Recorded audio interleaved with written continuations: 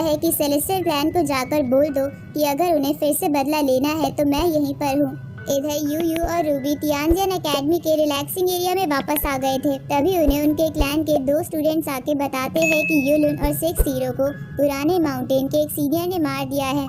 ये सुन के यूयू बोलता है कि हेवनली डाइटी ने पहले ही कहा था कि 3000 जीनियस कंपटीशन पास आ रहा है, इसलिए सब लोग कोई भी उल्टा सीधा काम ना करें। पर फिर भी उन्होंने बात नहीं मानी, जिसकी वजह से सेलेस्टियल क्लैन को और भी नुकसान हो गया। ऊपर से पता नहीं कितने लोग हमारे क्लैन को टारगेट कर रहे हैं।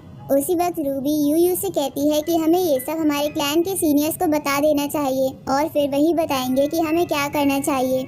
ये सुन के यूयू बोलता है कि हमारे पास हेवनली फेट स्टोन है, ऊपर से क्लैन का सम्मान वापस लाना हमारी जिम्मेवारी है, इसलिए इसमें एल्डर्स को इन्वॉल्व करने का कोई फायदा नहीं है। मैं खुद ही उस छोटे से क्लैन पर अटैक करूंगा और तुम सब अपने बाकी क्लैन्स के दोस्तों को जाकर ये बात बता दो ताकि उन सबको भी ये फाइट देखकर पता लग जाए कि सेलेस्टियल क्लैन किसी से भी कम नहीं है, क्योंकि इससे हमारे क्लैन को अलायंस बनाने में फायदा होगा।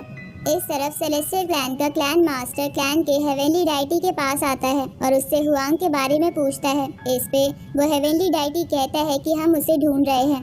तभी एक कल्टीवेटर हेवनली डाइटी को आकर बताता है कि हमें पता चला है कि हुआंग हेवन इमोर्टल लैंड की तरफ रहता है। तो ये सुन के वो हेवनली डाइटी बोलता है कि वहाँ तो इस वक्त रूबी और यूयू भी है। इस तरफ हम एलेक्स को फिर से आराम करते हुए देखते हैं। तभी वहाँ उस डोजो के बाहर बाकी क्लैन्स के कल्टीवेटर इकट्ठा होने लगते हैं, क्योंकि उन्हें पता चला था कि सेलेस्टियल क्लैन का यूयू यहाँ के पुराने क्लैन के सीनियर से फाइट करने वाला है, जहाँ इस बैटल में हेवनली फेट स्टोन का भी इस्तेमाल होगा। इसलिए वो बहुत एक्साइटेड थे, क्योंकि बहुत ही कम लोग थे जिन्होंने हेवनली फेट स्टोन की पावर देखी थी।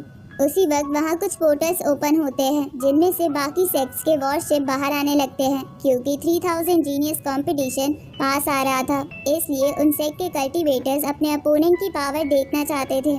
उसी वक्त डाउलिन वहाँ आकर जब उन लोगों को देखता है और जब उसे फाइट के बारे में पता चलता है तो वो बोलता है, लगता है मैंने जिस स्टूडेंट को चुना है वो बहुत ही इंटरेस्टिंग है, इसलिए उसे देखने के लिए यहाँ बहुत लोग आ रहे हैं, तो मैं अपने डोजो को इल्यूजन से ठीक कर देता हूँ। अब डाउलिन अपने इल्यूजन की मदद से उस टूटे हुए डोजो को बहुत ही खतरनाक डोजो में बदल देता है।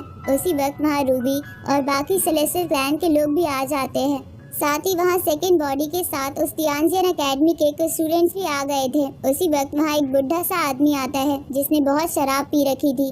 तो उसे देखकर कुछ लोग कहते हैं कि ये तो उस बेकार से डिसेंडेंट सेक्ट का मास्टर है, लगता है ये भी यहाँ आज फाइट देखने आया है। उसी वक्त वहाँ और भी लोग आने लगते हैं जो बहुत ही खतरनाक लग रहे थे। इधर एलेक्स ये सब देखकर सोचता है कि ये सब यहाँ ये देखने आए हैं कि मैं कैसे हारता हूँ, लेकिन अगर आज मैं एक एम्पायर होता तो इनमें से किसी की हिम्मत नहीं होती मेरी बेइज्जती करने की या फिर मेरे ट्रेजर्स को चुराने की। ये बस मुझे एक गुलाम की तरह